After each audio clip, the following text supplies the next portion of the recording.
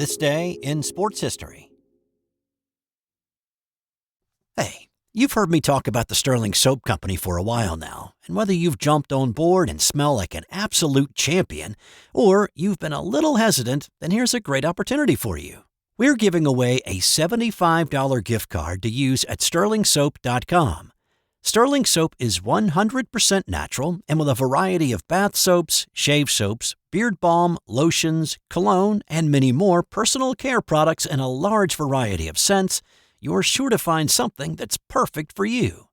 Go to sportshistorynetwork.com/giveaways for your chance to win a $75 gift card to the Stirling Soap Company. I've put a link in the show notes as well. Now, let's get back to the episode. It's April 21st, and on this day in 1981, it was Game 1 of one of the greatest playoff series in NBA history, and we're going to go through most of this 7-game series over the next 12 days. It was the Eastern Conference Finals between the Philadelphia 76ers and the Boston Celtics. Games 1 and 2 were played at Boston Garden. The Sixers were fresh off of a hard-fought 7-game series win against Milwaukee, while the Celtics had swept the Bulls in 4 games and had been resting for 9 days.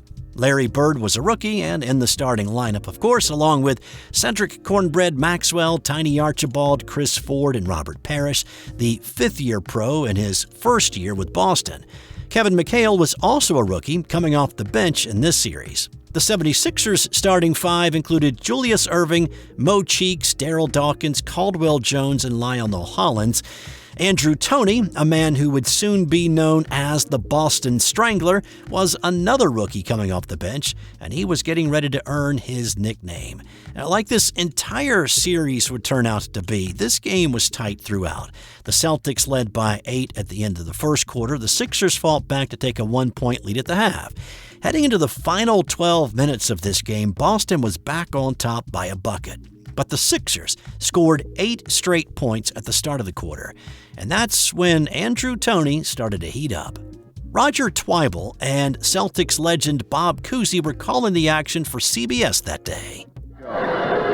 8 on the shot clock with Andrew Toney, 3-point land, hits! Oof, boy, is this kid doing a job. Andrew Toney now with 20 points. Philly was able to build a 10-point lead midway through the quarter, but the Celtics reeled them back in thanks to some shooting by the rookie. 2 minutes left to go in this ballgame. Roby way out on top. Bird breaks free from Jones. 20 feet, hits! Bird with 31. 197, a 3-point ballgame with 150 left to go. Maxwell tied the game at 101 with 51 seconds left, and then after a pair of Bird free throws, the Celtics had the lead with 4 seconds left, setting the stage for the dramatic end in Game 1 in a series that was filled with them. The Sixers inbounded the ball at midcourt. Bobby Jones found Toney in the corner, who drew a controversial foul call in his drive to the bucket, giving him a 1-and-1 opportunity. In front of the hostile Garden crowd, the Boston Strangler hit both to give the Sixers a 1-point advantage with 2 seconds left. Oh, they got Dawkins in the game. Well, the Celtics have set up their play, and Philly is confused about Irving is standing there, so they got a good look at what the Celtics were going to try to do. Maxwell throws it away. Bird gets in the corner, puts up a prayer, it won't go.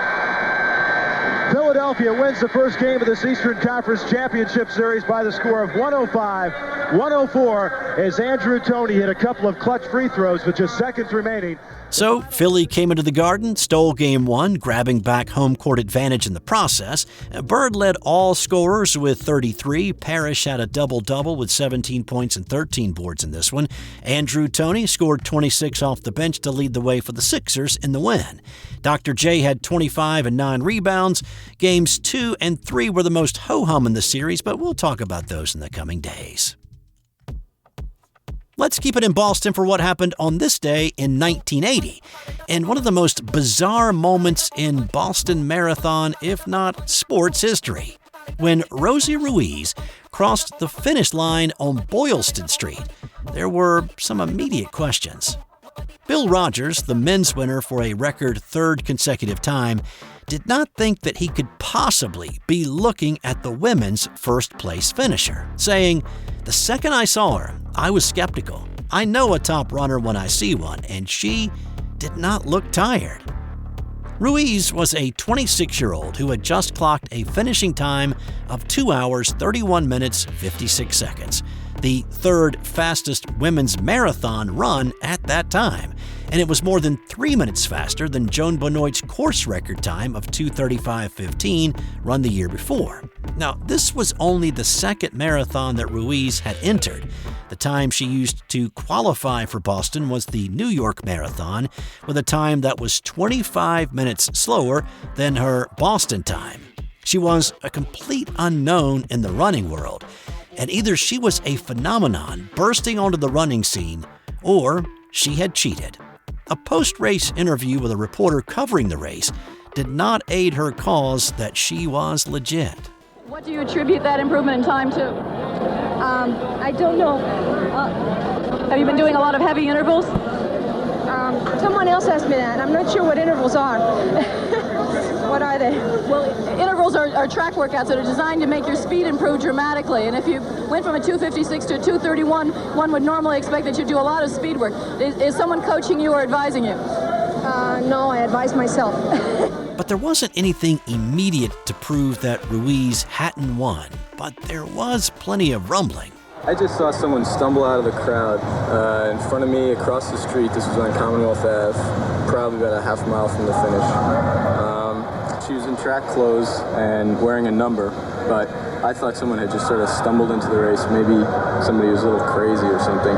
Fans along the course had not seen Ruiz anywhere around the two women that everybody thought were battling it out for first and second. Unlike with the men, the time checks every 6 miles along the race course were not recorded for the women in this race. Canadian Jacqueline Gareau and American Patty Lyons finished several minutes after Ruiz and believed they had finished first and second.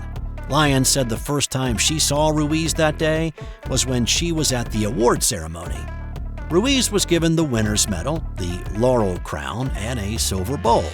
Race officials kept hearing louder and louder calls, though, that something was amiss, and they confirmed that they too were suspicious. They would look into it, they said.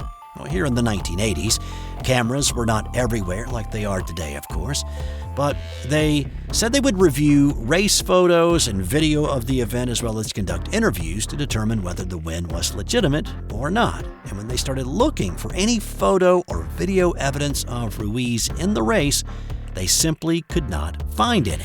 They did not see anything prior to mile 25. And so it confirmed to race officials that Ruiz had jumped into the race with about a mile to go. 8 days later, despite Ruiz insisting she had run the entire course, she was stripped of her title. That led a lot of people to wonder, how did this happen and why? Well, according to a friend of Ruiz's who she confessed to months later, she severely miscalculated the time. Her intention was to jump into the middle of the race instead of out front of the 448 other women running that day. She simply did not realize that a woman had not run by yet, and when she crossed the finish line in first place, she was as shocked as everybody else. Now, the why she even considered doing this in the first place has been speculated on as well, and one theory is that after her New York Marathon finish, she boasted about her time at work. Well, her boss, a runner himself, told her that he would pay her entry fee and travel expenses to run Boston. Now, so she did it to impress him and her colleagues. But after she was revealed as a cheater, she was fired from that job, and then New York Marathon officials conducted their own investigation into her performance the previous year in their event, and determined that she had not run the entire course then either. A freelance photographer named Susan Morrow contacted New York race officials after the Boston story broke that she distinctly remembered riding the train with Ruiz while the New York Marathon was in progress. Sadly, Ruiz's ruse overshadowed Rogers' performance that day and, of course, stole Gareau's limelight, the woman who actually won the race and was credited as such more than a week later. Gareau set a course record that day, 47 seconds faster than Joan Benoit's 1979 pace. But, of course, nobody remembers what she did on that day. As for Ruiz, this was not the end of her troubles. In 1982, she was arrested for embezzling $60,000 from a real estate company she was working for. In 1983, she was arrested in a cocaine deal. She died in 2019 in Florida at the age of 66. On this day in 1951, the Toronto Maple Leafs won the Stanley Cup in a series where all 5 games went to overtime. The Leafs trailed 2-1 late in the third period in this one when they pulled their goalie for the extra skater and tied it up with 28 seconds left in regulation on Todd Sloan's goal. It was Bill Barilko's flying slap shot that beat Montreal's Jerry McNeil to give the Leafs the 3-2 win in Game 5. Barilko has won the Stanley Cup for the Leafs.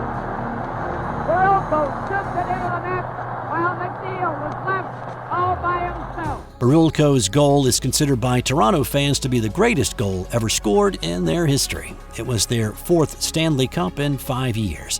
But they would not win another one for 11 years, and that could be largely attributed to what happened 4 months later. Barilko went on a fishing trip with his friend Henry Hudson. Hudson piloted his float plane to a location in northern Quebec for a long weekend. On their return trip, the plane stopped to refuel, took off, and then it disappeared. What happened to the men remained a mystery for 11 years, until a helicopter pilot discovered the wreckage about 60 miles north of Cochrane, Ontario. The plane had drifted more than 30 miles off course. After an investigation, it was determined the plane had been overloaded and that poor weather and pilot inexperience played a part in the crash. Time now for today's Nothing to Do with Sports Fun Fact. In April 1993, author and owl enthusiast Max Valentin hid a golden owl somewhere in France. 11 clues, or enigmas as they're called in his book, The Hunt for the Golden Owl.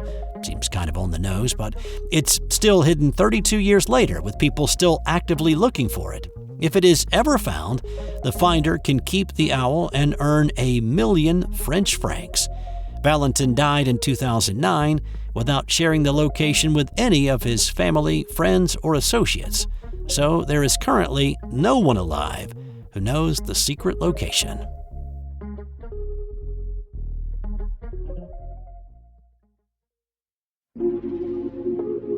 This has been an original Thrive Suite production.